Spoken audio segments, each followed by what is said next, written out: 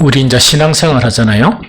이 신앙생활 하면서 그 중요한 것들은 반드시 우리가 이제 인식을 해야 되고 또 그렇게 이제 지켜야 되거든요. 그래서 신앙생활 하면서 가장 중요한 또 하나의 그런 변수가 있는데 그게 이제 방향성이에요.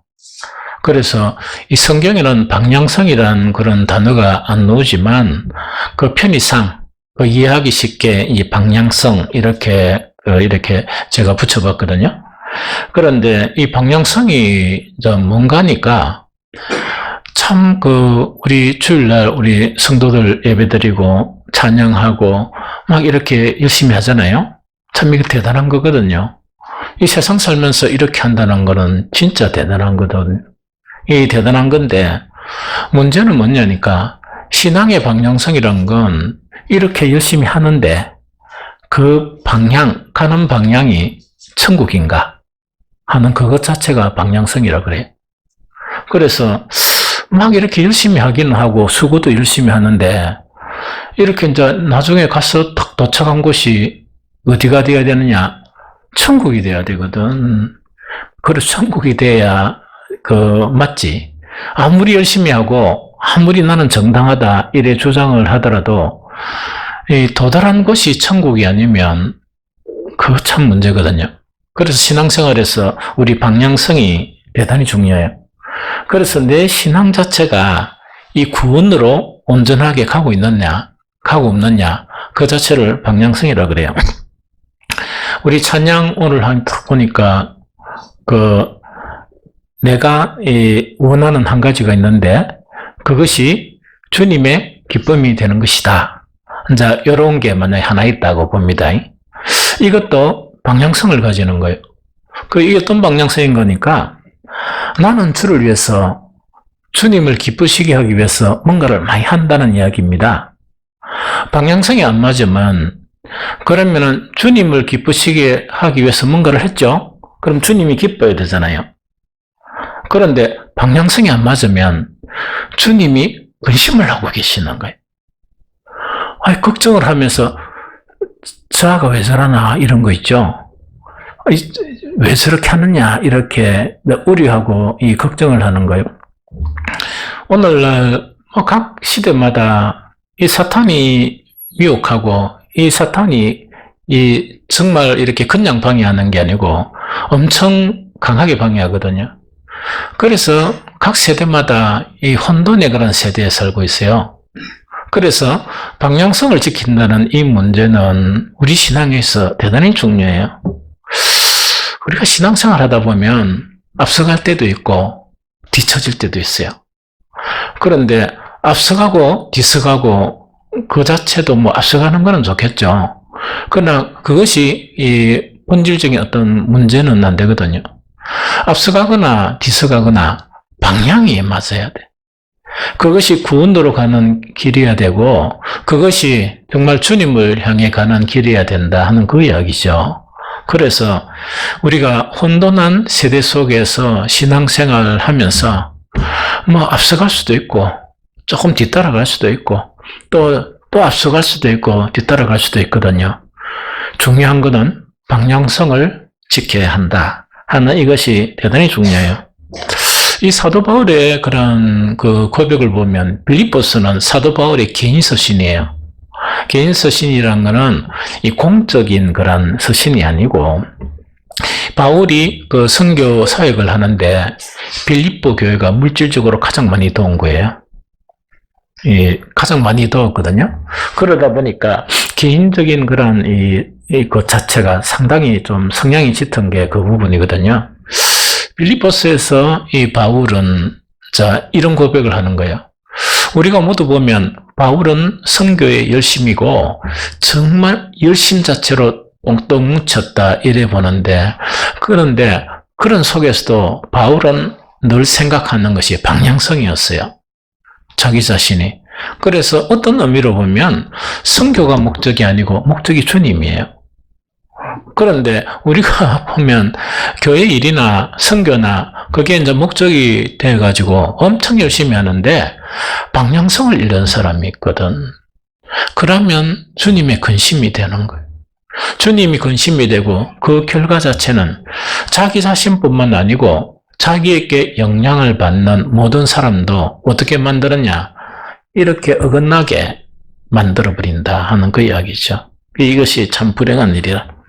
이 바울은 빌립보서 3장 14절에서 표대를 향하여 그리스도 예수 안에서 하나님이 위에서 부르신 부름의 상을 위하여 나는 달려가고 있다. 그래서 아무리 열심히 일하고 선교하고 전도하고 그런 것도 있지만 그것이 뭐냐? 그 방향성 안에서 이루어지고 있었다 하는 것을 우리는 알게 된다 하는 거 이야기죠. 그래서 이 방향성을 잃어버리고 열심만 하는 그런 신앙이 있거든요. 그렇게 막 자기는 열심히 신앙생활 하는데 그 자체에 대해서 지적하는 그런 내용이 있는데 골로새서 2장 8절 그 세 번역이에요. 제가 한번 읽어드릴게요. 누가 철학이나 헛된 속임수로 여러분을 노예물로 삼을까 조심하십시오. 그런 것은 사람의 전통과 세상의 유치한 원리를 따라 하는 것이요 그리스도를 따라 하는 것이 아닙니다. 이래 돼 있죠. 그럼 이거는 뭐냐니까 자기 나름대로 열심히 하는 거예요. 또 어떤 그런 이 그룹이 있다면 그 그룹 안에서만 정기적으로 모이기도 하고 토론회도 하고 막 엄청 열심히 하는 거예요. 그런데 보통 그 열심히에 이제 취해가지고 뭐냐니까 나는 정말 이렇게 신앙도 좋은 사람이고 이렇게 딴 사람들 보면 참 이렇게 불쌍하구나 이렇게 생각할 수 있죠. 그런데 가장 중요한 거는 뭐냐니까 철학이나 헛된 속임수로 가지고 사탄은 계속 미혹을 해요. 그 다음에 이 세상 가운데 특히 나는 교인이다. 안 그럼 나는 교회의 지도자다 하는 사람들 속에는 뭐냐? 사탄의 일꾼들이 있어요. 그분들은 저하고 비교하면 이 말도 너무 잘하고 용모도 너무 아름답고 그런 거 있죠. 그런 분들도 많거든요. 그러면 그분들의 어떤 속임에 따라서 뭔가를 열심히 이렇게 하는데 본질적으로 이 성경을 좀 깊이 연구한 사람들에게 보면 유치한 세상의 초등학문 그거 빠져 있는 거예요. 그런데 참 아이러니하게도 그 이단에 속한 사람들 있죠. 보면 교수들, 선생님들이 많아요. 신기하죠? 교수들이나 선생님들, 학문을 추구하는 분들이 많은데 그 이상에 속 빠지는 거 보면 참 이상하죠. 그래서 이제 이런 부분들이 있는데 바울은 뭐라고 얘기하느냐? 그것은 그리스도를 따라하는 것이 아니다. 즉 목표가 그리스도가 아니고 그리스도와 방향이 다른 것이다. 이렇게 이제 이야기하는 거예요. 바울이 쓴 그런 서신 중에서 이 목회 서신이라는 게 있어요. 대표적인 게 디모데서, 디도서. 그래서 사실은 뭐냐, 바울도 오늘날 같으면 목회자라고 말할 수가 있고, 디모데나 디도도 젊은 목회자들. 그렇게 막 이제 목회를 시작하는 그런 목회자일 수도 있죠. 이 바울은 그들에게 편지를 쓰면서 이 방향성을 분명히 하고 있어요. 그런데 그 내용에 보면 분명한 방향성들을 이렇게 이제 지적을 하고 있거든요. 그런데 그것도 여러 가지가 있지만 아주 중요한 두 가지. 물론 이거는 옛날에 설교를 탄 내용이에요. 그래서 보면 그 디모데에게 이야기한 거는 뭐냐? 디모데전서 1장 5절에 이 교훈의 목적은 청결한 마음과 선한 양심과 거짓 없는 믿음에서 나오는 사랑이거늘. 그러면서 그 뒤에 헛된 선생들이 있죠. 가짜들. 이런 사람들이 이상한 곳으로 이끌어간다 하는 그거를 이야기해요. 그럼 여기서 방향성은 뭐냐니까 이 교훈의 목적이란 건 이 바울이나 디모데나 디도가 다 목사죠. 그럼 목사 같으면 이 복음 자체, 성경 자체가 이끌어가는 목적이 뭐냐? 그거 알아야 되죠. 그걸 모르면 목사가 아니지. 그걸 몰라버리면 목사가 아니지. 그래서 그것을 알아야 되는데, 그래서 그래도 젊은 디모데 목사에게 이 바울은 이렇게 강조하는 거예요. 이 교훈의 목적, 복음서, 우리가 이야기하는 성경의 목적이 뭐냐? 그걸 탁 이야기하면서 청결한 마음과 선한 양심과 거짓 없는 믿음에서 나오는 사랑이어야 된다. 이걸 이야기하는 거예요. 그럼 이 복음이 목적하는 바가 뭐냐? 이 디모데니도 그렇고, 그 다음 네가 복음 전하는 그런 모든 사람도 그렇는데, 우리 속에 있는 더러운 생각과 마음들이 있죠. 이거를 복음을 통해서 깨끗하게 하는 것이다. 그 다음에 우리 속에서 하나님께서 참 귀한 양심을 주셨단 말입니다. 이 양심을 이렇게 양심이 이제 막 이렇게 눌려있는 양심, 없어진 양심 있죠. 이걸 복음을 통해서 일깨워 주는 것이다. 그래서 우리 사람으로 하여금 선한 양심을 갖게 하는 것이다. 그 다음 세 번째. 자, 이게 청결한 마음이 아니고 선한 양심이 아니고 믿음하고 외치는 사람 있죠. 그럼 엄청 열심히 하는 사람 있죠. 99.99%가 가짜예요. 믿음은 그런 것 속에서 존재하지 않습니다. 믿음은 그런 것 속에 존재하지 않거든요. 그래서 누군가가 여러분들이 막 억수로 영향력을 끼치는 사람이 있어가 저분 같으면 맞겠다 이래 생각되면 그분하고 여행을 가보든지 생활을 해봐야 돼. 생활을 해보면 뭐가 드러나는가 하니까 이 사람의 마음이 뭐냐, 또 이 사람이 양심이 있는 사람인가 없는 사람인가 그걸 알 수가 있어요. 이것이 없이 이것이 주의 일이고 진리고 막 하는 거 있죠. 그거는 대부분 가짜이다. 그래서 이 복음의 목적이 뭐냐? 청결한 마음을 갖게 하는 것이고 선한 양심을 일깨우는 것이고 그 청결한 마음과 선한 양심의 바탕에서 믿음이 나오는 것이다.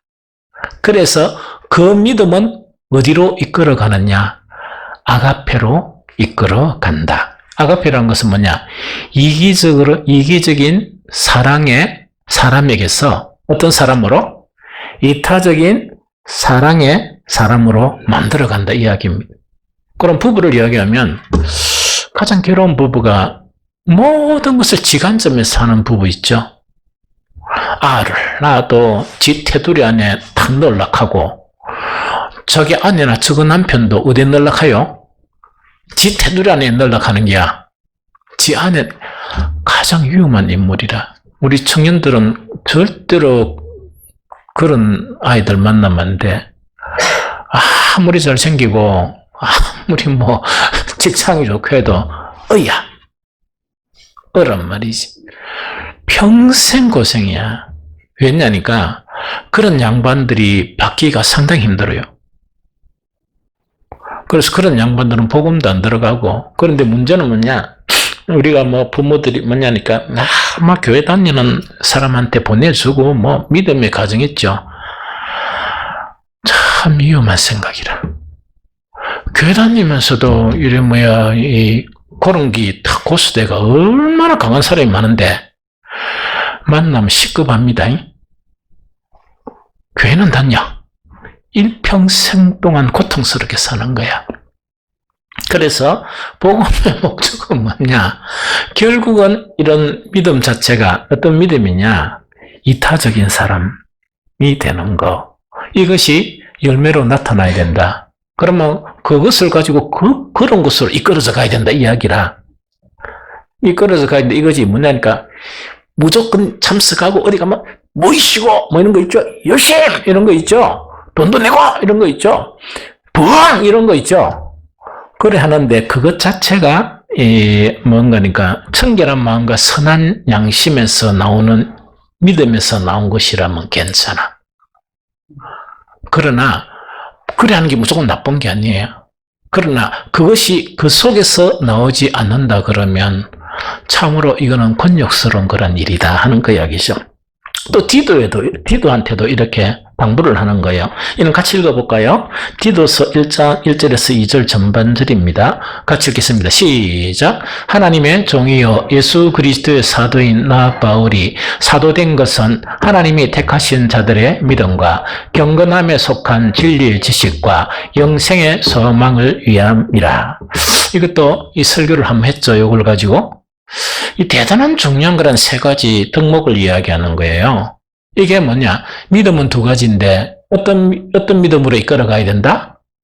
하나님이 택하신 자들의 믿음으로 이끌어가야 된다 하는 그 이야기입니다. 사람의 믿음이 아니고 사람이 열심이 아니고 두 번째는 뭐냐니까 막 이렇게 이제 성경 공부를 열심히 하는 사람 있죠. 그런 사람도 잘못되면 안 되거든. 그래서 두 번째는 뭐냐? 경건함에 속한 진리의 지식이라. 성경 공부를 아무리 열심히 해도 안 되고 무엇에 속한 진리의 지식이 돼야 된다? 경건함. 그래서 경건이 되게 어렵죠. 이 경건 자체는 왜 어렵나 하니까 경건의 모양하고 경건의 모양 능력 두 가지가 있는 거야. 경건의 모양은 되게 쉬워. 예배 열심히 참석하고 예배 시간에 자세를 탁 바르게가 듣고 있답니까? 그죠? 막 딴짓 안 하고 듣고 기도를 아주 이렇게 열심히 이렇게 잘하고 하는 그런 거 있죠. 그런 경건의 모양이라 그래요. 경건의 능력이란 것은 뭐냐? 경건 자체가 잘 모르면 한 가지만 생각하면 됩니다. 이게 뭐냐? 예수님처럼 살도록 노력하는 거. 예수님처럼 살도록 노력하고 예수님의 그런 생각을 가지고 예수님의 마음을 가지도록 노력하는 거. 성경 보면 예수님 좀 알겠죠? 이 양반이 그대로 이렇게 따라가고 있다 하면 이거는 참 믿음이란 말이지. 그래서 그런 걸로 이끌어가야 된다 이야기입니다. 이해가 되죠? 그럼 세 번째 이제 뭐를 갖다가 이야기하는가? 그 영생의 소망이라 그래요. 우리 다 소망을 가지고 있잖아. 소망이 없는 사람은 죽은 사람이야. 그런데 세상 사람들의 소망은 이 세상의 소망이에요. 이 세상에서 얼마나 행복하고 이 세상에서 얼마나 잘 살고 하는 그런 소망으로 가득 차 있거든. 근데 그런 양반들을 교회에 떡 들고 와가지고 이렇게 복음을 전한데 그것이 너무 강해지고 안 변한다 하면 그거는 이 성경의 목적하고 달라요. 복음의 목적하고 달라. 소망인데 소망이 바뀌는 거라. 어떻게 바뀌어요? 이 세상 소망이 강한 사람이 나중에는 어떤 소망으로 바뀐다? 영생의 소망으로 바뀌는 거예요. 영생과 하나님의 나라의 소망으로 계속 바뀌어가는 이것이 뭐냐니까 방향성이다. 그래서 디도 원자에게 니도 이런 방향성을 지녀야 되지. 이런 방향성을 안 지니고 설교만 열심히 하고 이러면 뭡니까? 니도 가짜다. 거짓 목자가 될 수 있다는 그 이야기고, 그 다음에 네가 이끌어가야 될, 성도를 이끌어가야 될 부분도 바로 뭔가니까 하나님이 택하신 자들의 믿음을 갖도록 이렇게 이끌어가야 되고, 경건함에 속한 그 진리의 지식을 가지도록 이끌어가야 되고, 세상 소망이 너무나 충만한 이 사람들에게 세상 소망도 있어야 돼. 세상 소망이 있어야지. 그래야 이 세상 살면서 좀 행복하죠. 그것만 충만하는 사람에게 어떤 소망을 가지게? 하늘나라의 소망, 영생의 소망을 이렇게 계속 이렇게 강하게 해 나가는 거. 이런 사람으로 이끌어져 가야 된다. 이게 방향성이다 하는 그거를 이야기해요. 그 이해가 되죠? 그런데 서신서에 보면 꼭 뭐냐니까 목사들에게만 이야기한 게 아니고 모든 서신서에 뭐라 되어 있는가니까 성도들에게도 이런 믿음의 방향성을 가져야 된다. 그걸 갖다 계속 이야기를 하는 거예요. 그래서 우리 그것 자체를 잘 인식을 해야 되거든요. 같이 한 두 가지만 읽어볼까요? 에베소서 1장 1절 3절 같이 읽어봅니다. 시작. 찬송하리로다. 하나님 곧 우리 주 예수 그리스도의 아버지께서 그리스도 안에서 하늘에 속한 신령한 복을 우리에게 주시되 곧 창세전에 그리스도 안에서 우리를 택하사 우리로 사랑 안에서 그 앞에 거룩하게 흠이 없게 하시려고 그 기쁘신 뜻대로 우리를 예정하사 예수 그리스도로 말미암아 자기의 아들들이 되게 하셨으니 요 방향성이야. 여기서 방향성은 뭡니까? 저나 여러분들이나 이 세상의 아들이죠? 이 세상의 아들이란 건 육신적으로 우리 엄마 아버지 계시고 또 벌써 천국 가신 분이나 안 그러면 이 세상에 없는 분들이 계신단 말이지. 우리는 이 세상의 아버지, 엄마 안에서 태어난 사람이야. 그런데 우리 엄마 아버지나 우리 조상을 만드신 분이 누구시냐? 하나님이시야. 그렇죠? 그래서 복음을 통해 가지고 이 세상의 아들에서 어떤 아들로? 하나님의 아들로 만드는데 예수 그리스도로 말미암아란 것은 하나님의 아들 자체를 우리에게 보여주시는 거야. 그분이 누구시라고? 예수님. 그래서 예수님을 닮아가면 예수님을 막 닮아가고 그걸 갖다 막 이래 뻔보고 이러죠. 이러면 어떻게 된다고 그러니까 이론적이 아니고 실질적으로 우리가 뭐가 된다? 하나님의 아들이 되는 거라 실제적으로. 그러면 성경에서 가장 중요한 방향성이 뭐냐? 육신의 아들이 된 우리에게 실질적으로 어떤 아들을 만든다? 하나님의 아들을 만들기 위해서 성경 말씀이 있는 거예요. 그러면 이 목적을 잃어버리면 안 되지. 그런데 육신의 아들 있죠. 공만 딱 고수하고 막 기도도 열심히 하고 막 교회 활동도 열심히 하고 이러면 방향성이 잘못될 수 있어. 주님을 딱 만날 때 주님 제가요 얼마나 피곤하게 사는 줄 압니까? 어떤 데는 막 코피도 나고 주를 위해서 교회에서 얼마나 열심히 일했는데요. 이러하면 그때 주님께서 잘 모르겠는데 네가 누구시더라? 이래버리면 이 잘못된 거야. 이해가 됩니까? 그래서 그 많은 일을 하는데 가장 더 중요한 일이 뭡니까? 일이 중요합니까? 내가 더 중요합니까? 내 영혼이 더 중요하죠. 그러면 성경에서 방향성은 뭐냐? 세상에 속한 그런 이런 아들을 어떤 아들로? 거룩하시고 온전하신 하나님의 아들로 만드는 것이 성경의 목적이에요. 그럼 우리 신앙 목적도 왜 되겠어? 이 세상이란 아들에 대한 개념을 이렇게 그걸 하면 안 되지. 기본적인 책임은 다 해야지. 만약에 복음을 듣고 잘못 내가 이건 세상이네. 나는 가정 떠날란다. 부모도 끝. 자식도 끝. 이러면 됩니까? 안 됩니까? 안 돼. 내가 이 땅에 있으면서 그 관계성이나 책임은 다 해야 돼. 책임은 다 해야 되지만 내가 목표로 둘 것은 뭐라고? 하나님의 아들이 되는 게 목표가 되어야 돼요. 그래서 처음에 교회 왔을 때 내 가족, 내 아이, 내 부모 이래 챙기는 거는 괜찮아. 그러나 신앙이 오래되고 직분자가 되고 하면 그것이 기본은 돼야 되고 더 중요한 것은 뭡니까? 내가 하나님의 아들이 된다는 것은 내 혼자 아들입니까? 옆에 있는 여러분들 다 아들입니까? 하나, 둘, 이러면 안 되지. 강하게 아들 이래야 되지. 그러면은 나중에 오게 되는 거니까 내 자식, 내 형제 챙기는 만큼 챙겨야 되겠지? 싫은가 봐. 아들이 될 의향이 전혀 없는가 봐. 그렇게 원래 바뀌는 거예요. 참 믿음이 되면. 그런데 이 양반이 초신자 때부터 내 집, 이래가 그것만 고사는 거라. 죽을 때도 그것만 고사한다 하면 억수로 근심스러워. 너무 근심스럽죠. 왜냐니까 성경의 목적한 바가 그게 아니니까. 그러면 이것이 이제 짙어지면 뭐냐? 여러분들 기도할 때 지체라는 말 자체가 내가 한 교회에 탁 가니까 그때 제자 훈련하기 위해서 딱 가니까 청년들이 지체 하는 거야. 성경에 있는 이야기잖아. 그 앞에 내가 우리 청년들 이래 훈련시킬 때는 형제, 자매 이랬거든. 형제, 자매보다 더 진한 관계가 뭐라? 지체죠. 지체는 좀 알고 써야 돼. 말만 쓰면 웃기잖아. 뜻도 모르고 쓰면.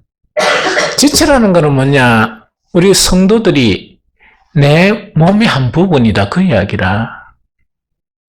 내가 눈이면 우리 성도들은 뭐냐? 그리스도의 몸 안에 코고 입이고 귀다. 그 이야기라.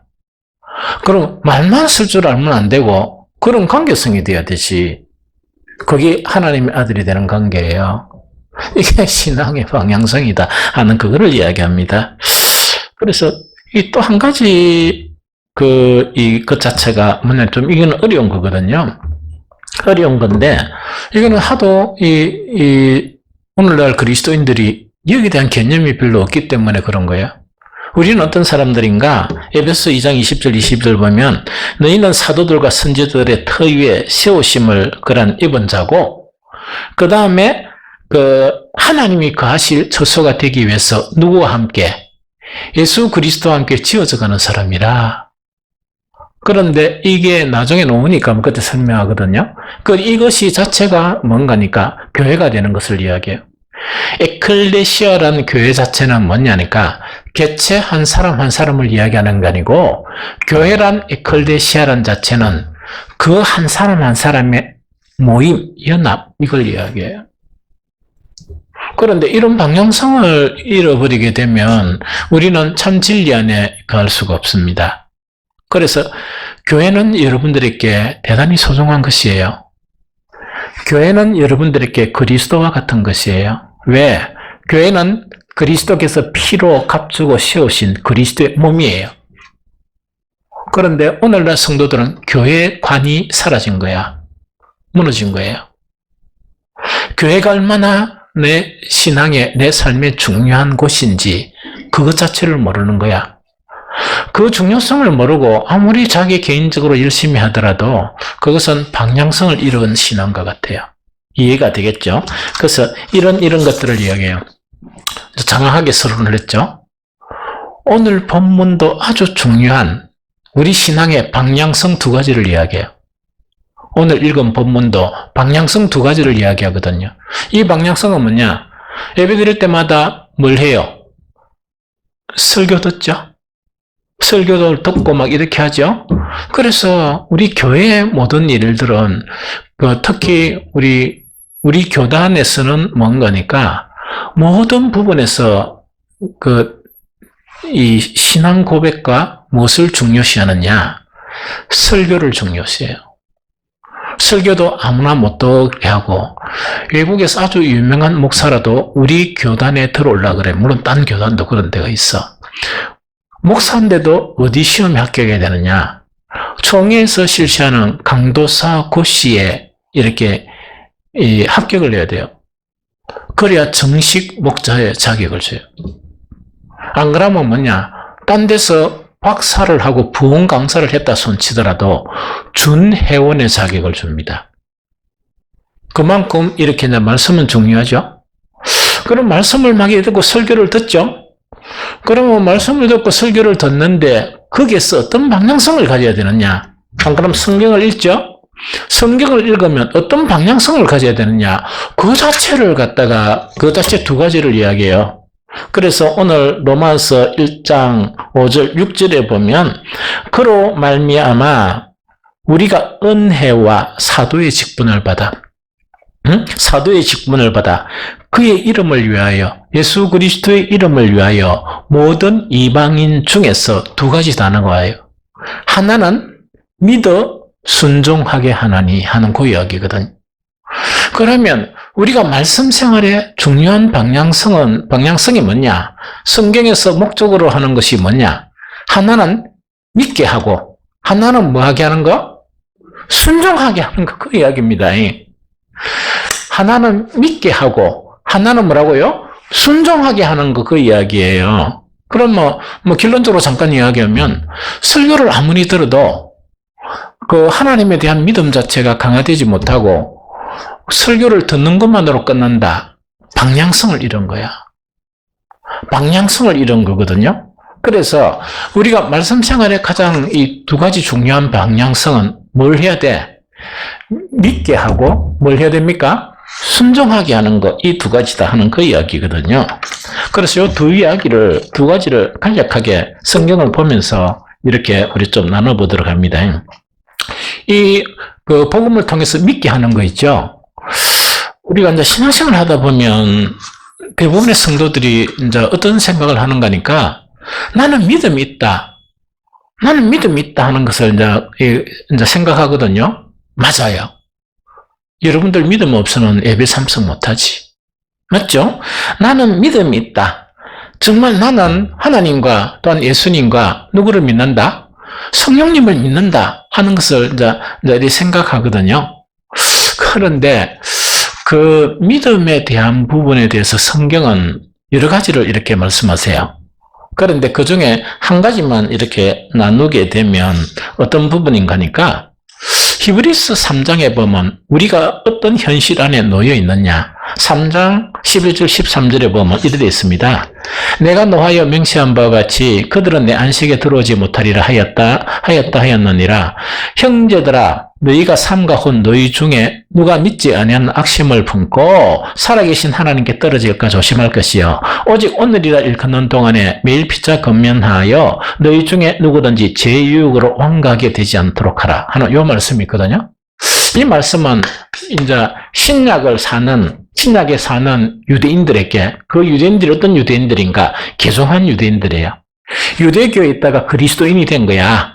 우리처럼 세상에 있다가 그리스도인이 된 거예요. 또 이야기하면 자기 조상들 이야기해. 그 조상들이 뭐냐니까 애굽의 종로로 타는 자기의 조상들을 이렇게 모세가 이끌어내어 가지고 어디에 가는 거? 가나안은 어떤 곳인가는 천국을 이야기하고 애굽은 이 세상을 이야기합니다. 그러면 이 구약의 이 사건 자체가 우리를 이야기하는 것 같아. 그러면은 가나안에 이끌어가는데 가나안에 다 못 들어갔다는 이야기거든요. 그처럼 이 개종한 히브리인들에게 너희도 그렇게 될까 조심하라 하는 요 이야기라. 그럼 오늘날 우리에게 이야기하는 건 뭐냐? 구약에 그 애굽에서 이끌어내 가지고 이 가나안으로 들어가는데 다 못 들어갔다는 이야기라. 대다수 못 들어갔다는 이야기거든요. 그런데 너것도 그렇게 되지 않도록 하라. 아까 이야기한 거죠. 분명한 방향성을 가지고 신앙생활을 하면 들어가. 앞서가거나 뒤서가거나 그것도 뭐 중요하지만 별 중요하지 않고 방향성을 가지게 되면 들어간단 말이지. 그러나 방향성을 잃어버리면 안 되는 거야. 이해됩니까? 그런데 여기서 가장 중요한 한 가지가 뭐냐니까 그것을 예를 들어 설명을 하면서 이렇게 설명하는 거야. 그리스도인은 어떤 그 문제를 가지고 있느냐. 이거는 그 사람들이 왜 그래 됐냐니까 그 광야의 길을 가면서 믿지 아니하는 악심이 생겼다는 그 이야기라. 그래가지고 홍해가 갈라지는 사건을 딱 받는 거야. 보고 난 다음에는 뭡니까? 마음이 업돼가지고 막 큰 소리로 하나님을 찬양하고 감사하고 이러더만은 조금 가다가 뭐를 만났어요? 이거 물이 떨어져 버렸어. 또 이 식량이 떨어져 버렸어. 그 상황이 딱 되니까 그 상황 속에서 믿음을 가졌습니까? 불신이 되었습니까? 믿음이 사라질 뿐. 홍해가 갈라지는 그 사건 자체를 보고 하나님을 믿어요 한 믿음 자체가 사라져 버리는데 그거는 우리 사람이 생각해도 상식이 안 맞잖아. 홍해가 갈라진 사건하고 지금 이야기하는 요거는요 1년이 지난 것도 아니야. 생각해보면 한 몇 달 지났나? 몇 달 전에 무엇을 경험했다고? 홍해가 갈라지는 사건을 경험하면서 몇 달 전에 뭐 했다고요? 하나님을 찬양하고 하나님을 믿고 모세를 따르고 이걸 결심한 사람들이라. 그런데 상황 앞에서 믿음이 하나도 없어서 버린 거예요. 그것을 갖다가 히브리서 기자는 뭐라고 표현하는 거니까 사탄이 그들에게 무엇을 줬다? 믿지 아니하는 악심을 심어줬다는 그 이야기라. 그럼 이거는 뭐냐니까 우리도 믿음의 생활이 이제 애굽에서 나와서 이렇게 이제 가나안으로 가는 여정과 같이 봐요. 그러면은 이 뒤에 보면 매일 피차 건면하여 이래 됐거든요. 매일 피차 건면한다는 말은 뭐냐? 이걸 갖다가 다른 번역에 보면 오늘이라고 하는 그날 서로 건면한다 이야기라. 그럼 이 말은 뭐냐? 사탄은 우리에게 주일날 신앙 고백을 했죠? 주님 믿습니다 고백을 했죠? 그러면 이어서도 막 괴롭혀. 예배 시간에서도 막 이렇게 악심을 풀어넣으려고 그래. 예배 시간에는 악심이 안 생깁니까? 안 생깁니까? 아니, 대단하다. 안 생기면. 예배 시간에 악심 생기는 걸 이야기할게요. 기도 막 하고 찬양하고 이래야죠. 어떤 생각들이 이랍니다. 실례합니다. 집사님, 좀 들어갈까요? 이래하고 생각이 들어옵니까? 설교를 들으면서도, 예배를 드리면서도 온갖 생각이 왔다 갔다 합니까? 여러분들 딱 생각해 보세요. 예배 시작하고 지금까지 몇 가지 생각이 내 마음에 들어왔다 나갔다 했는가? 감시할 리 봐요. 평균, 그냥 이야기입니다. 50까지는 될 거다. 지금 요 시간까지. 그런데 그 중에 좋은 생각도, 우리 삐까 소은교 성도니까 50가지 중에서 한 45가지는 좋은 생각일 거다. 성령이 주신 생각. 문제는 5가지가 악한 자가 들어버리는 거다. 생각이 예배를 방해하는 거예요. 예배를 방해하는 거예요. 내가 뭐 했는지도 모르게 이렇게 예배를 방해해버리는 거예요. 그래서 악한 생각 자체는 뭐냐니까 쉴 틈이 없이 심지어 어떤 때는 꿈속에서도 이렇게 들어오는 경우가 있어요. 그래서 저는 한 번씩 주님, 꿈을 안 꿨으면 좋겠습니다. 꿈을 꾸더라도요, 쓸데없는 그런 꿈은 아니고, 설교하는 꿈, 예배 드리는 꿈, 이런 꿈을 꿨으면 좋겠습니다. 그걸 소원을 하면서 기도를 하는 거예요. 잠자리 편안하게 잘래고. 그런데 가장 건강한 거는 뭐냐? 꿈을 꾸시되, 눈 뜨면 기억나지 않는 꿈이 참 좋은 걸 하대? 그게 좋다고 하더라고요, 사람들이. 어쨌든 간에 악한 생각 자체가 주입되니까 이렇게 된다고요. 우리는 이제 그 믿음에서 자꾸 떨어져 버리는 거라. 그런데 악한 생각 자체가 뭐냐? 세상을 살아가는 광야길과 같은 그런 속에서 여러 가지 사건을 만나죠? 만나다 보니까 악한 생각이 막 주입이 되면서 불안해하고 두려워하는 거예요. 믿음하고 반대가 불안하는 거는 믿음이 없다는 거야. 믿음을 놓쳤다는 거예요. 그 다음에 두려워한다는 것도 뭐냐? 그 상황 속에 믿음을 놓쳤다는 거야. 그런데 놓쳤다고 해서 여러분들 심각하게 생각하지 말아요. 목사도 뭔가니까 딱 불안하고 또 두려운 경우가 생겨. 문제는 그것을 극복하는 시간이 여러분들보다 좀 짧을 뿐이에요. 이런 일이 왜 일어났나 했지만 여러분들은 그게 만약에 한 3일 간다 그러면 목사는 뭐냐니까 한 5분 만에 정리를 합니다. 그럼 나는 그거 하는데 어떻게 늘 했는가니까 엄청 안 좋은 일이 생기죠. 엄청 안 좋은 일이 생기면 되게 긴장하겠죠. 긴장하고 두려움에 빠지죠. 5분 만에 정리하는 게 뭐냐니까 이 가장 이면에 누가 계신다? 하나님이 계신다. 나 그걸 생각하는 거라. 그래서 이렇게 결론이 나든 저렇게 결론이 나든 하나님의 뜻에 의해서 나는 받아들일 것이다. 이런 마음이 편안해져. 나를 여기까지 인도하신 그 하나님께서 모든 결론의 키는 내가 믿음만 잃지 않으면 하나님이 결정하신다. 그러니까 마음이 편해져요. 이해됩니까? 그것 때문에 이야기하는 거야. 그래서 우리는 매일매일 믿음이 흔들릴 수 있는 상황이라는 걸 인식을 해야 돼. 그거 인식하지 못하고 나는 나다 이래버리면 실패해버리는 거라.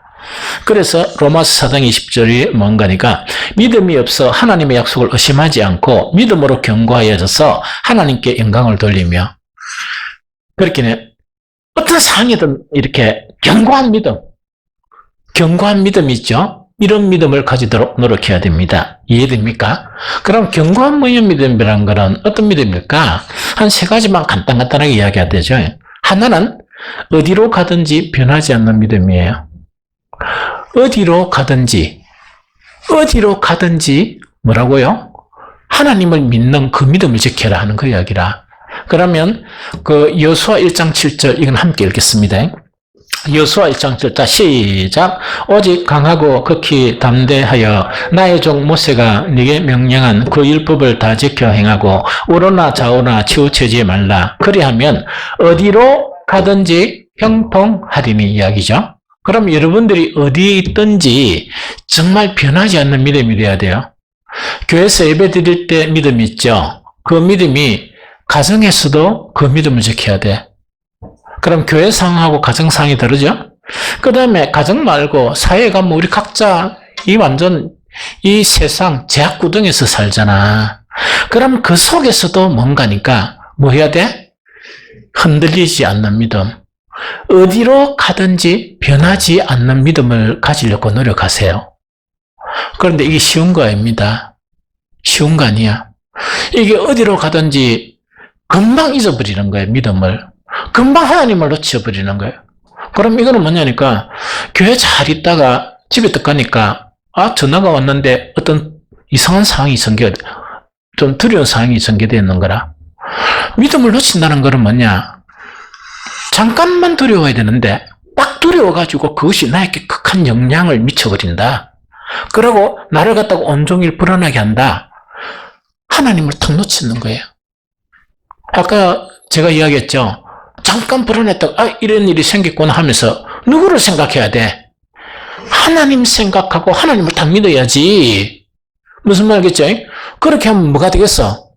생각도 정리를 하면서 주님께 기도하겠죠. 기도할 거 아닙니까? 하나님 어떻게 의탁할 거 아닙니까? 이런 습관을 가지게 되면 네가 어디로 가든지 네는 형통하게 된다. 왜? 그 믿음을 통해서 하나님이 역사하시니까 형통하게 된다. 그 이야기를. 이거 이해되죠? 그래서 믿음이라는 것은 교회 안에서는 좀 이렇게 퍼져도 돼. 왜? 우리 지체들이 있으니까. 우리가 예배 중에 있고 우리가 교제 가운데 있으니까 괜찮아. 정신 차려야 될 건 어딥니까? 세상에 가서 정신을 차려야 돼. 그때 믿음을 놓치지 않도록 해야 됩니다. 그런데 엄청 교회에서 기도 잘하고 막 열심히 봉사도 잘하다가 완전히 그 세상에 가서 주님을 놓쳐버린 거야. 왜? 그 광야에 가다가 물이 떨어져 본 거야. 그런데 믿음이 뭐로 변하느냐? 원망으로 변해버려. 불평으로 변하고 이러면 걷잡을 수 없는 상황 속으로 이끌려져 가는 거야. 이해됩니까? 그래서 굳건한 믿음이란 것은 어디로 가든지 하나님은 항상 계세요. 어디로 가든지 주님은 계세요. 그 주님을 확보할 수 있는 것은 뭐냐? 우리의 믿음입니다. 흔들리지 않는 믿음. 이거 자체가 대단히 중요합니다. 이해됐죠? 두 번째, 무엇을 하든지 변하지 않는 믿음이요. 무엇을 하든지 변하지 않는 믿음이다. 그죠? 열왕기상 2장 3절 우리 함께 읽습니다. 시작. 내 하나님 여호와의 명령을 지켜 그 길로 행하여 그 법률과 계명과 윤례와 증거를 모세의 율법에 기록된 대로 지키라. 그리하면 네가 무엇을 하든지 어디로 가든지 형통할지라. 계속 말씀이 나오죠. 왜 계속 말씀을 놓고 말씀을 지키라고 했을까요? 말씀이 곧 주님이시니까. 그 상황 속에서 어디로 가든지 말씀을 생각할 수 있다는 것은 믿음이 아니면 말씀이 생각이 안 나거든. 이거 이해되죠? 이 훈련돼야 돼요. 이 훈련돼가지고 딱 이것이 굳건하게 돼야 돼. 그래 돼야 뭐냐? 자식들이 한 번씩 전화가 딱 오더라도 잠깐 이렇게 전화 통하면서 마음이 이렇게 막 좀 흔들리도록 딱 중심을 잡아서 뭐라고 얘기해줘야 돼? 그건 그 대단한 일이라고.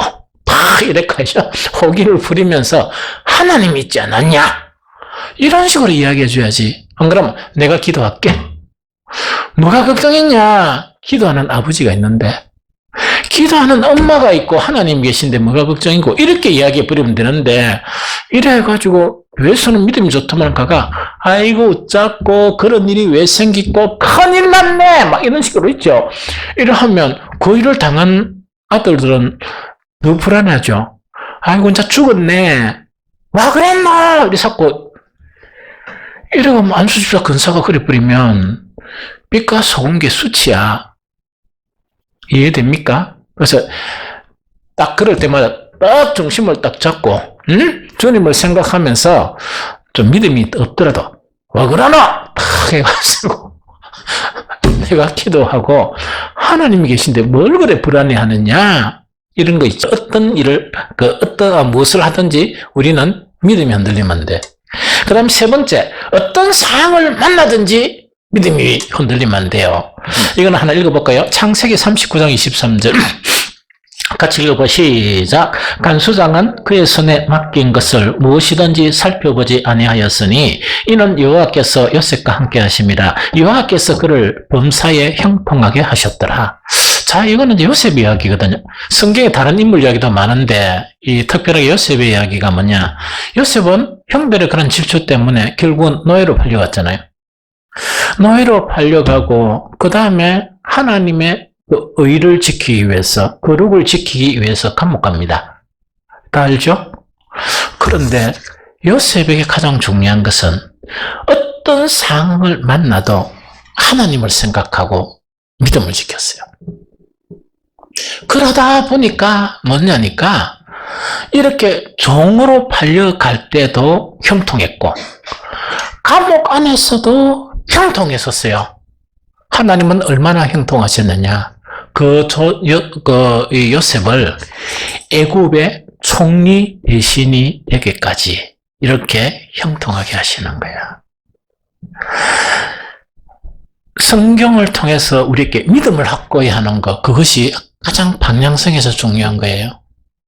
이거는요, 예배 드리는 이것으로만 믿음의 몸을 만난대요.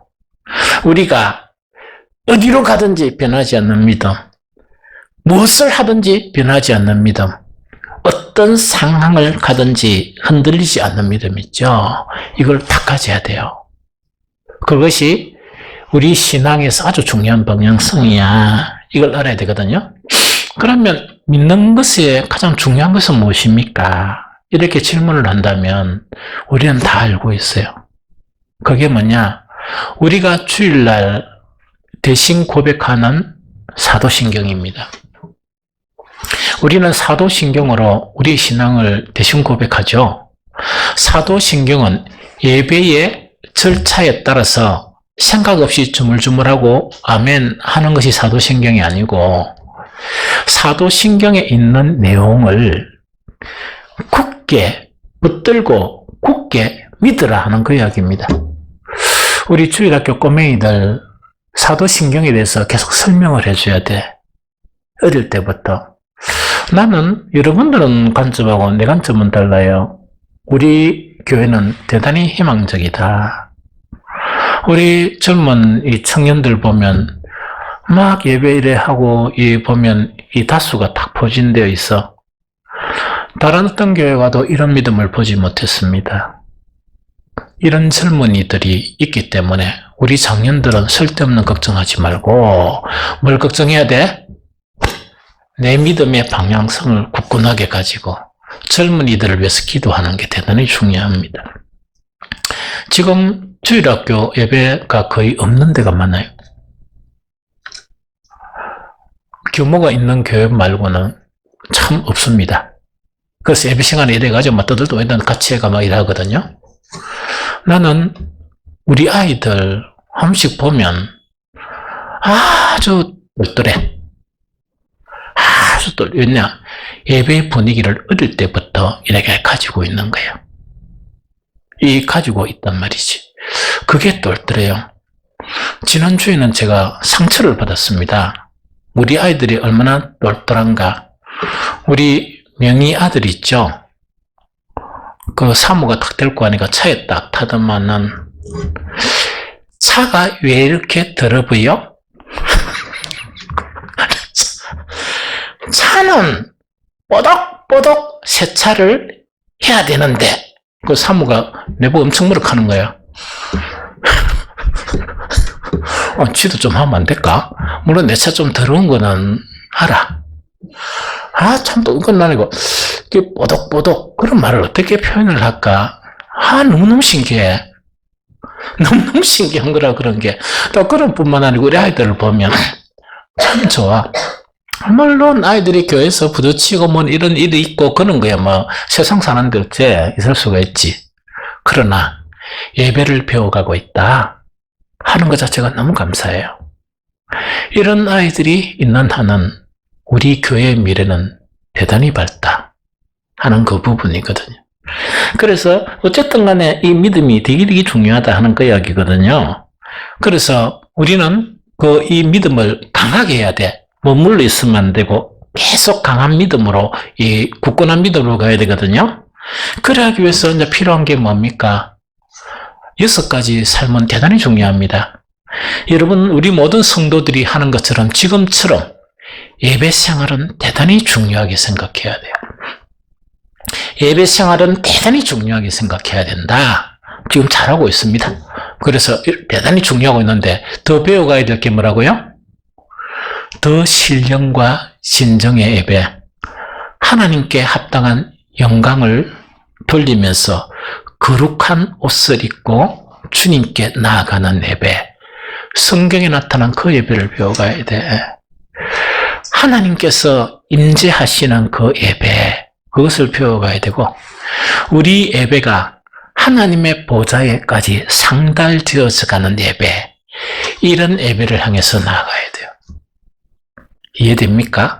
이런 예배 분위기 속에서 우리 신앙은 자라는 거예요. 이것뿐만 아니고 나머지 6가지가 뭐냐? 기도 생활을 철저히 해야 되고, 말씀 생활 철저히 해야 되고, 성도 간의 교제를 철저히 해야 되고, 또한 뭡니까? 그리스도를 증거하는 일 있죠. 이런 일에도 힘써야 된다. 왜? 이것이 우리의 믿음을 강하게 하는 것이다 하는 그 이야기죠. 그래서 우리 신앙의 방향성은 뭐냐? 믿음을 굳건하게 하는 거예요. 흔들리지 않는 믿음. 어디로 가든지 무엇을 하든지 어떤 상황을 만나든지 흔들리지 않는 믿음. 이런 믿음을 강화시켜서 우리 모두 천국에서 기쁨의 만남을 가지는 저와 여러분들이 되시기를 축복합니다. 순종하는 것은 간단하게 이야기할게요. 아까 믿게 하고 또 뭐하게 하는 거? 순종하게 하는 거예요. 제가 계속 순종 때문에 계속 고민을 해요. 계속 고민을 하면서 이거 리스트를 만들어야 되느냐, 어떻게 해야 되냐, 온갖 고민이 생기거든요. 왜? 성경에는 그런 내용들이 너무 많죠. 너무 많죠. 그래서 상당히 좀 힘들고 이러다가 오늘은 이걸 순종하고 저걸 순종하고 이 말씀을 이래서 놓고는 거 안 하고 순종의 사람이 되려고 그러면 어떻게 하면 되느냐? 아주 중요한 본질적인 문제 3가지만 간단하게 나누고 마치려고 합니다. 다시 이야기해요. 순종의 사람이 되려고 그러면 어떻게 해야 되느냐 하는 거 있죠. 제일 첫 번째가 뭐냐? 생각의 변화가 있어야 된다. 생각을 바꿀 줄 알아야 된다 하는 그 이야기거든요. 그러면 이거는 뭐냐? 우리가 지금 생각하고 있는 거 있죠? 다들 정당하다고 해요. 부부들이 왜 싸우는 줄 압니까?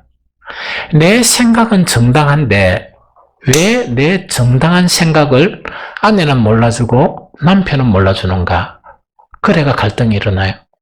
그런데 알아야 될 거는 둘 다 오염된 생각이다 하는 인식을 가지면 싸울 일이 없죠. 내 생각도 나는 이래 생각했지만 이 선악과로 오염된 생각을 가지고 있다.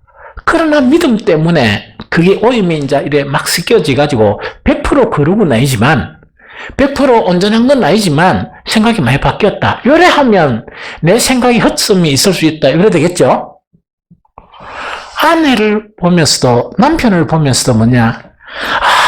이 남편과 아내도 신앙생활 열심히 하다 보니까 생각이 많이 바뀌었지만 완전하다 안 하다? 완전한 생각이 안 하다 하면 그러면 뭘 해야 돼? 서로 조정을 해야 되겠죠? 서로. 그래서 당신 생각도 좀 맞네. 이렇게 생각 안 하고 이 육신 덩어리 이러면서 당신이 집사야? 하니까 당신은 건사가? 이러고 싸워버리면 이 깽판 나쁘대요. 그래서 항상 생각은 바뀌어야 된다. 내 생각은 완전하지 않다. 인식 자체가 돼야 된다 하는 그 이야기거든요. 그래서 내 생각은 선악과로 오염되었다. 그러다 보면 서로 조정할 수 있죠. 성경은 뭐냐? 완전한 생각의 충만이에요. 순종해야 될 이유는 뭐냐? 내 생각 자체가 옳다고 생각하고 성경을 읽으면 완전한 성경 말씀이 왜곡되어 버려. 뭐를 만듭니까? 율법을 만들고 철학을 만들고 이론을 만들어요. 이거 알겠습니까? 이거 대단히 중요한 원리예요. 그래서 한 항목을 막 이렇게 하려고 하지 말고 무엇을 바꿔라? 생각을 바꿔라 하는 이야기거든요. 성경 간단히 읽을게요. 이사야서 55장 7절 9절. 악인은 그 길을 불의한 자는 그 생각을 버리고 여호와께로 돌아오라. 그리하면 내가 긍휼히 여기시리라. 생각을 안 바꾸는 사람은 절대로 그리스도인이 될 수 없습니다. 생각을 바꾸지 못하는 사람은 절대로 성숙한 그리스도인이 안 됩니다. 하나님의 온전한 사람이 안 됩니다. 이해되죠? 대단히 중요하거든요. 이게 대단히 중요하거든요. 그래서 이거다. 그럼 신약성경 다른 한 구절 한 읽어봅니다. 고린도서 10장 5절 6절 같이 읽어봅니다. 시작! 하나님을 아는 지식을 가로막는 모든 교만을 쳐부수고 모든 생각을 사로잡아서 그리스도께 복종시킵니다. 그리고 여러분이 온전한 순종을 하게 될 때에는 우리는 모든 복종하지 않은 자를 처벌할 준비가 되어 있을 것입니다. 이야기죠. 완전한 순종이 있습니까? 없습니까? 힘들죠. 그러면 완전한 순종의 길 자체에서 가장 중요한 길이 뭐야? 내 생각, 또 내 생각대로 고수하는 내 길 이거 있죠. 그래서 내 생각이 있다, 그죠? 이것을 복종시켜야 되는데, 이걸 교만이라 이야기해. 그걸 주님께 복종시켜야 되는데, 복종시키지 않고 아무리 설교를 들어도 의미가 없습니다. 의미가 없고 순종의 길을 갈 수가 없습니다. 이해됩니까? 그래서 습관을 바꿔야 될 게 부부 간의 대화의 습관을 바꾸세요. 그래서 우리 교회는 그런 사람 없겠죠? 우리 집은요, 우리 아내가 일방적으로 이끌어갑니다. 큰일 날 집이야. 나는 가정의 평화를 위해서 남편의 그런 말을 100% 복종해 나갑니다. 불행해. 그럼 낸주는 그리스도 대신에 남편이 되고 섬겨야 될 주님 대신에 아내를 섬기게 되는 거야. 그러면 안 돼요. 그래서 대화를 하고 이 타협을 해야 된다. 그걸 습관적으로 이렇게 해야 되고, 그 다음에 한 가지는 뭐냐? 아이들하고 대화에서도 마찬가지야.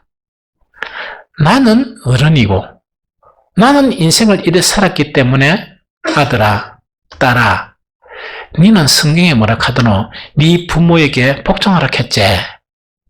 복종해래. 되게 나쁜 아버지예요. 나쁜 아버지라. 나는 아이들을 통해서 많이 배워요. 나는 청년들이 하는 이 이야기에 대해서 귀를 기울입니다. 이렇게. 왜냐니까 내가 생각하지 못했던 것을 한 번씩 이야기하니까. 그래서 그냥 듣는 게 아니고 다 그렇게 하는 게 아니고 그 중에 어떤 포인트가 있으면 이런 생각을 하고 나면서 내 생각을 바꿔요. 대단히 중요한 거예요. 내 최대의 목회 컨설턴트가 누군 줄 압니까? 우리 목사들 아니야. 목사들한테 내 사정을 다 이야기할 수 없잖아요. 성도들에게는 말 못하죠. 누구한테는 말할 수 있습니까? 멀리 떨어져 있는 우리 딸들한테는 얘들아 이래 이야기하죠. 그럼 뭐라 해요? 적극적으로 합니다. 아빠, 목사가 그러면 안 되지. 제일 그렇게 막말하는 게 뭐냐? 막둥입니다. 겁도 없이. 어떤 데는 요새 한 번씩 하면 아빠, 목사라는 거는 말이야.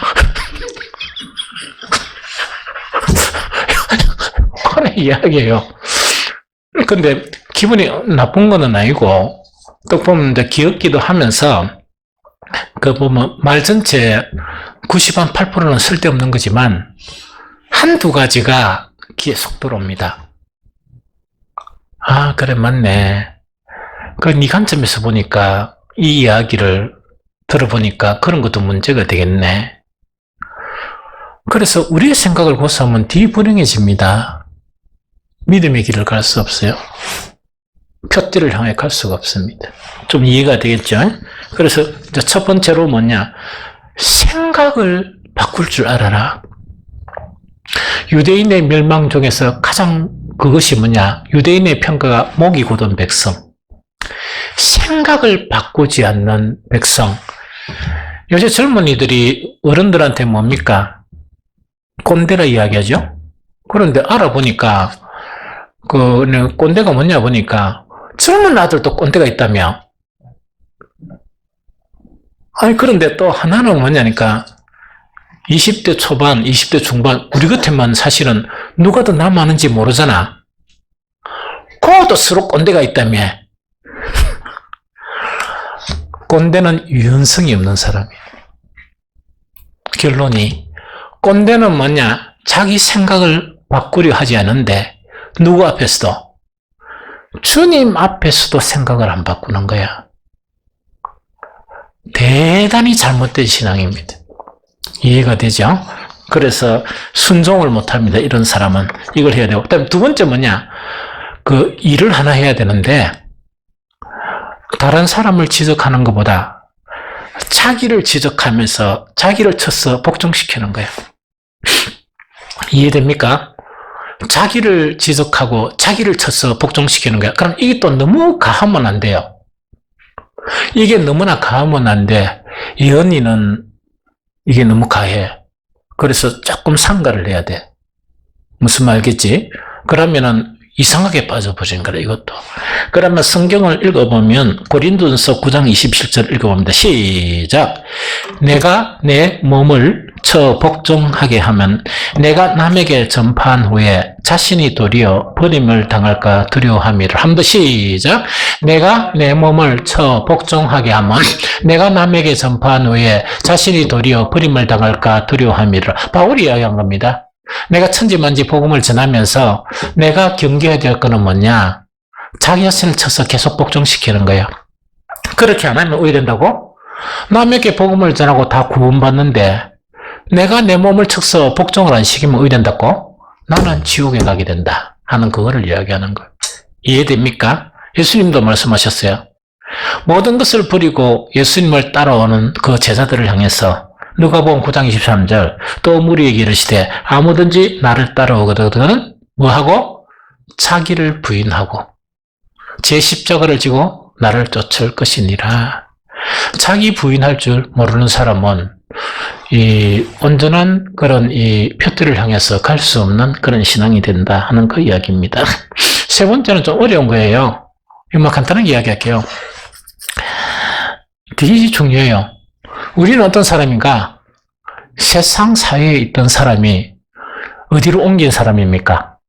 하나님의 나라로 옮긴 사람들이야. 그래서 우리는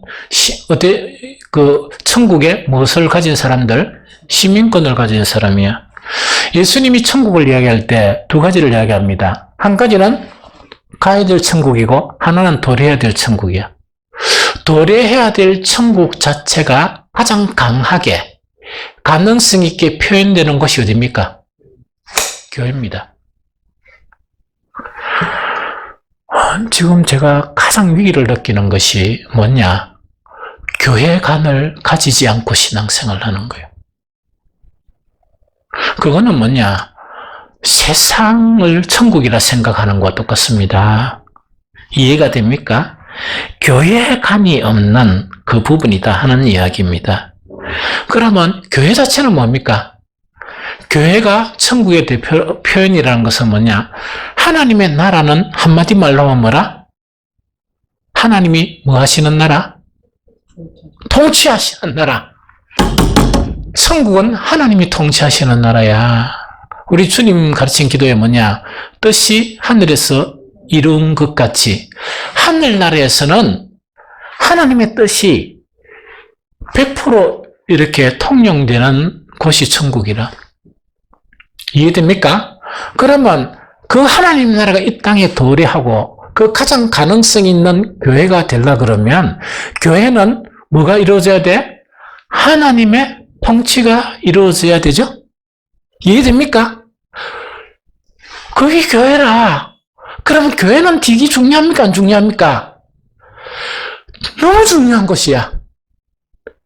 교회는 단지 와서 기도하는 곳, 예배 드리는 곳이 아니고 교회는 우리 신앙생활에서 우리가 표대를 향해서 나아가는 그 신앙에서 가장 중요한 곳이 교회입니다. 이해됩니까? 근무의 교회이다 하는 그 이야기죠. 그러면 한 구절만 읽고 마치도록 합니다. 에베소 1장 22절 시작. 또 만물을 그의 발 아래 복종하게 하시고 그를 만물 위에 교회의 머리로 삼으셨느니라 하는 이야기죠.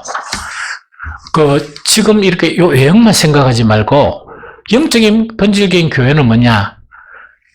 머리는 누구시라고? 예수님이시고 우리는 누구라고요? 예수님의 몸 안에 지체, 여러분들이 기도할 때 사용하는 지체가 그게 교회의 모습이에요. 머리이신 예수 그리스도를 통해서 하늘에 있는 모든 것들이 충만히 뭐냐? 머리를 통해서 누구에게? 우리 각 지체지들에게 전달되는 거야. 그러면 이렇게 생각합니다. 나는 교회는 잘 모르겠고 예배만 드리고 기도만 하는 그것으로 교회 생각한다. 몸 안에 지체로 있는 것입니까? 이탈된 사람입니까? 그건 여러분들이 생각해요. 이해됩니까? 그런데 교회 안에 지체라. 지체인데 하늘로부터 예수 그리스도를 통해서 또는 예배나 이런 것들을 통해서 하늘의 모든 것을 전달하려고 그래. 그런데 여러분들 속에서 뭐냐? 시대가 지금 어떤 시대인데 개인주의 시대인데 그래서 문은 탁 끌어잠그고 서로 교통도 안 하고 탁 차단되어 있다. 그러면 머리로부터 하늘의 충만 자체가 들어가려고 그러면 그거를 막는 사람들이 있다 그러면 온 교회 자체가 하나님의 나라가 되겠습니까? 세상입니까? 이름만 교회지 세상이잖아. 이 본질적인 개념을 이해하지 못하는데 어떻게 내 신앙이 천국 가는 신앙이라고 이야기할 수 있습니까? 사탄이 지금까지 성공한 것은 교회를 화해시킨 거예요. 영적인 교회를 화해시켰고 그 다음에 코로나를 통해 가지고 2년 동안 이 지상의 교회들을 화해시켰습니다. 그래서 뭐냐니까 어떤 사람이 이래 이야기하다 어떤 목사님들이 우리가 오직 쓸데없는 이야기였으면 입을 막아가지고 마스크를 탁 채 않았을까? 해야 될 말은 안 하고 이 뭐시 온갖 쓸데없는 일을 모임 하니까 듣기 싫어가지고 코로나를 통해서 뭡니까? 입을 봉에 붙을까? 목욕탕에 가더라도 뭡니까? 최대 방역은 이 뭡니까? 말하지 않는 것입니다. 적어놨어. 너무 재밌어요. 그래가지고 뭐냐니까 막 엉망진창으로 교회를 만들어 놨는 거야. 심각한 거예요. 우리는 교회 안에 신앙이 돼야 돼. 그래야 우리는 우리의 신앙이 천국 가는 신앙이 되어집니다. 오늘 말씀이 좀 길었지만 대단히 중요하고 대단히 중요합니다. 이걸 한 주 한 주, 2주 동안 할까 생각했는데 연결되는 것이니까 우리한테는 장점이 있잖아. 어떤 장점? 찬양 예배 없습니다. 그래서 1부 예배 좀 오래 드려도 돼. 그래서 오늘은 뭐냐니까 1부 예배, 2부 예배 설교를 한몫했다 생각하고 그렇게 생각하면 됩니다. 그래서 우리의 성도들은 뭐냐? 정말 믿음을 강화시키고 순종하는데 순종하는 사람이 이루어져야 순종이 됩니다. 그래서 그 세 가지를 명심하시고 정말 이 천국 가는 그런 길에서 낙오하지 말고 믿음을 잘 지키는 저와 여러분들이 되시기를 예수 그리스도 이름으로 축복합니다. 찬송가 407장